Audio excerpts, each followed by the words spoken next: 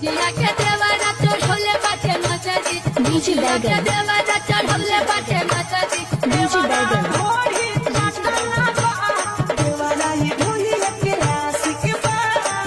देवरा देवरा हर बार बार बार लगातार, लेकिन देवरा ही क्यों? क्या देवरा ही है बिहार की सबसे बड़ी समस्या? आइए पूछते हैं, क्या कहना चाहेंगे आप? देखिए सर, अभी हम कुछ नहीं बता सकते हैं आपको, हम डिस्कशन में अभी हैं। और आप? हेलो, माइक में बोलिए। अगला आदमी बोलेगा तब ना हम बोलेंगे। Your question. साफ सुथरा बात बताओ कि तू पति के साथ रहबू कि देवर के साथ रहबू? हम देवर साथ से रहे। लेकिन का है?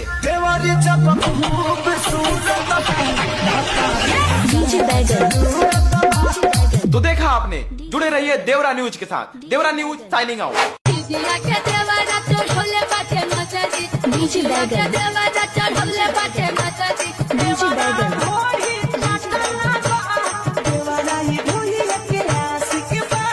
देवरा देवरा देवरा हर बार बार बार लगातार, लेकिन देवरा ही क्यों?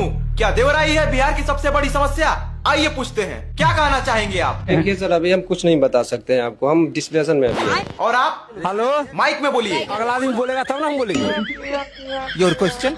साफ सुथरा बात बताओ कि तू पति के साथ रहबू कि देवर के साथ रहबू? हम देवर साथ से रहे। लेकिन का है?